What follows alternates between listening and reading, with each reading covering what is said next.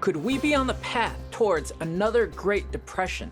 Right now, signs in our economy might be pointing to yes. Despite what you hear about our strong economy and robust financial systems, there are echoes of the 1920s that can't be ignored.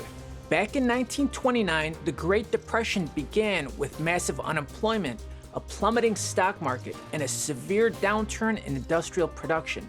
This impacted lives globally for over a decade. Now, if you listen to the talking heads on mainstream media, they'll say that this idea of a modern-day depression is absolutely crazy.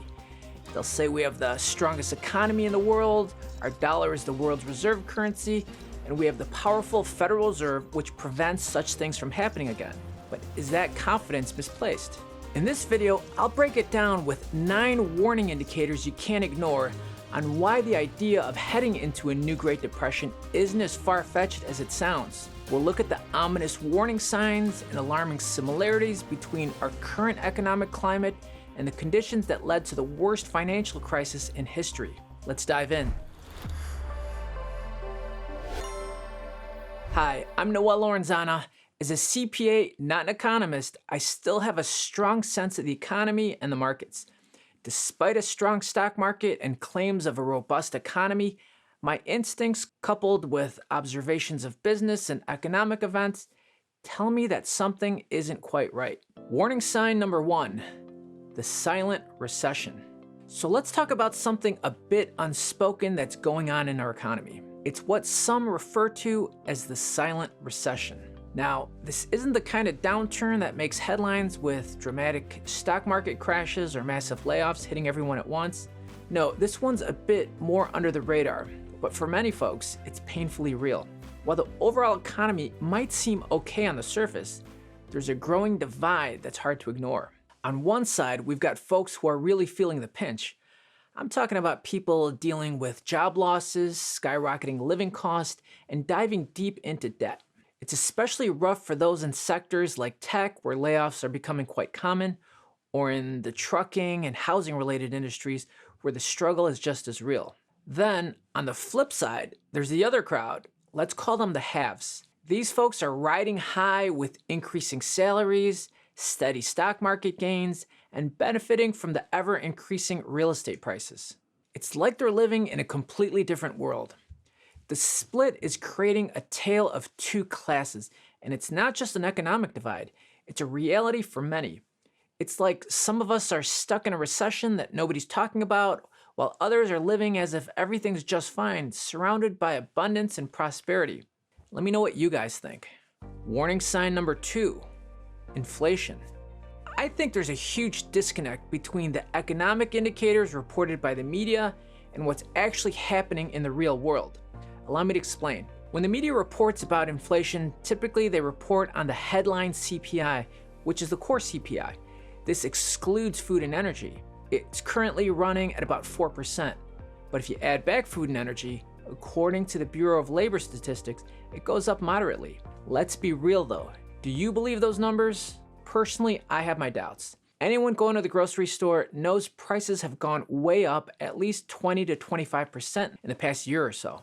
In this homeowners association I work with, they received painting proposals which were 70% more than the previous year. Insurance rates have also shot up considerably, along with many other things like rent, housing costs. I can go on and on. These high prices are hitting everyday consumers very hard, and I don't think it's coming down anytime soon. Warning sign number 3, layoffs. Let's talk about layoffs or unemployment. The Bureau of Labor Statistics tells us that the unemployment rate is 3.8%, which on the surface is a fantastic number. It means that out of every 100 people who are employable and want to work, approximately 4 can't find work. I don't know about you, but I think this number is very optimistic. Major companies are laying off employees left and right, according to many reports. Check out these recent headlines.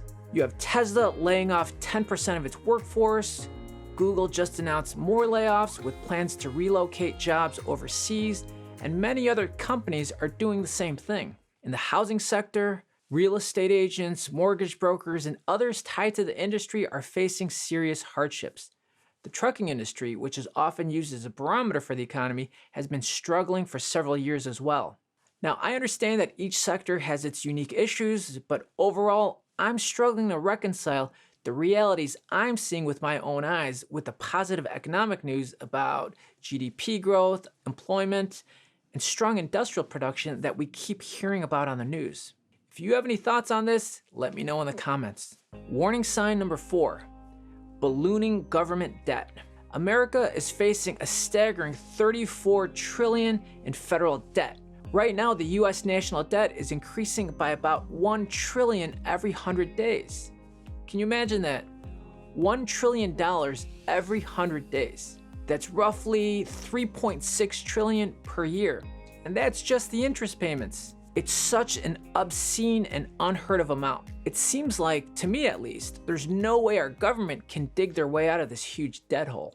Our government is spending, deficit spending, by the millions and billions of dollars. They've been spending and printing money at an unsustainable rate. They've given money in support of foreign affairs and foreign wars that, in my opinion, we probably have no business being involved with. We've got our own problems at home that need to be taken care of first. We're now seeing the real-world impact of the huge federal debt load. The US government is borrowing more money than investors are willing to lend, so it has to pay higher interest rates to attract lenders. This increases rates, making loans more expensive for everyone else, including consumers and businesses.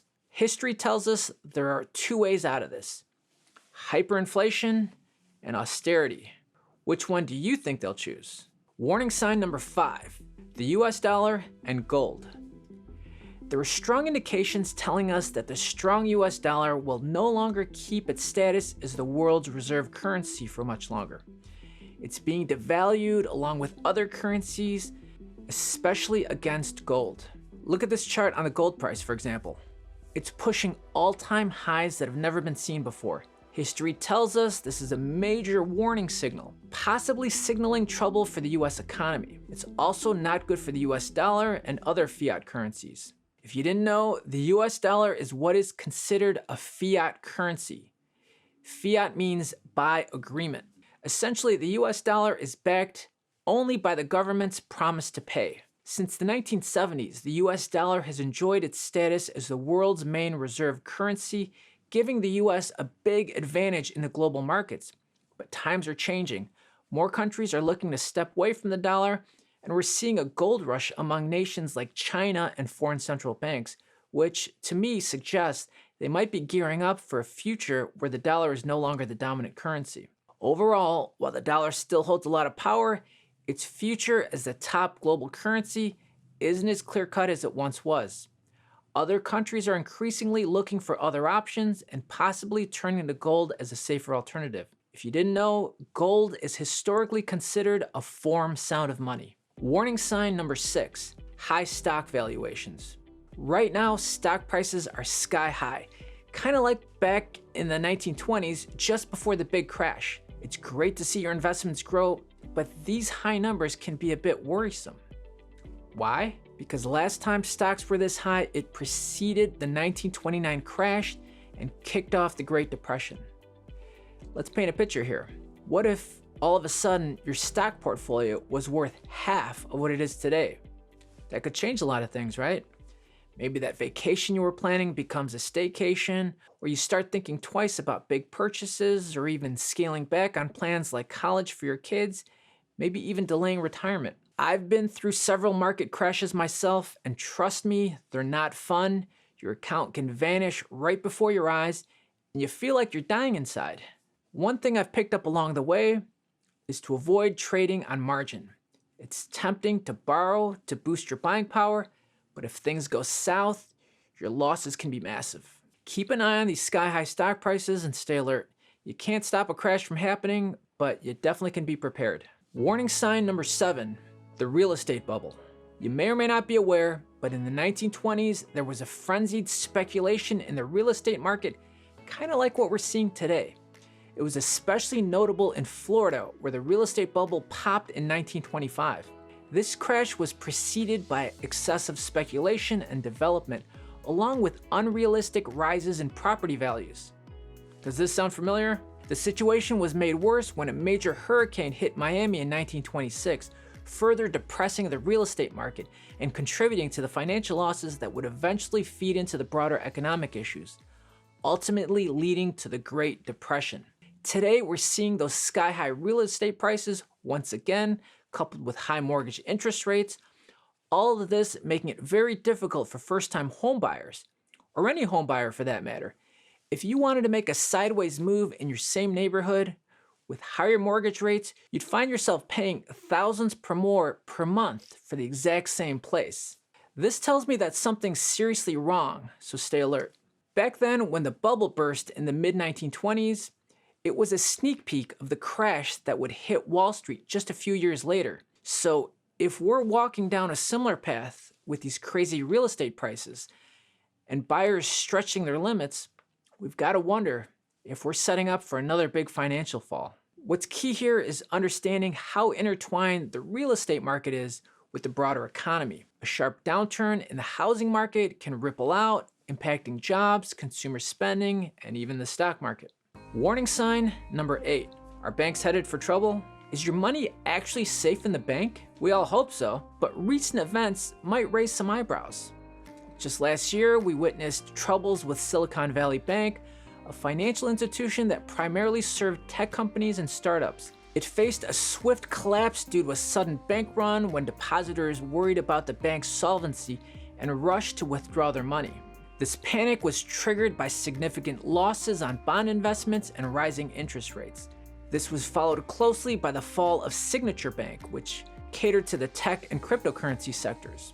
Regulators quickly shut it down to prevent a wider banking crisis, marking it the third largest bank failure in US history at the time. More recently, we've seen soaring office vacancies in commercial properties, which is a direct result of the pandemic and the shift to working from home. Companies are struggling to bring employees back to the offices, leading to high vacancies and underutilized spaces.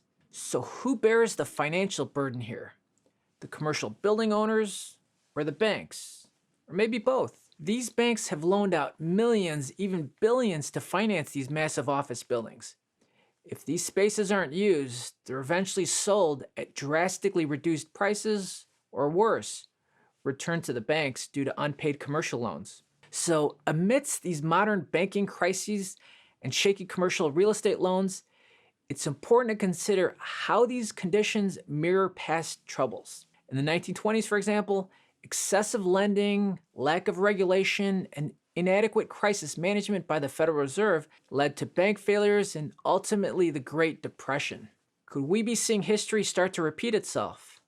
Let me ask you this. How secure do you feel about your money in the bank, especially with the possibility of bank failures? Warning sign number 9, World War III. Let's take a hard look at what's happening around the world right now. It's pretty intense. Over in Eastern Europe, the situation between Ukraine and Russia is heating up, and there's a real chance it could pull in countries like Poland and even NATO into the mix. It's a powder keg that could spark something much bigger. Switching over to the Middle East, things are equally unstable. As you know, Israel had been hit by terrorist attacks leading to severe retaliatory strikes on Gaza, devastating the Palestinian people. In Iran, they're firing hundreds of rockets and drones at Israel, which is pretty much an act of war. In response, Israel has fired rockets back at Iran. I'm afraid that this might not end well.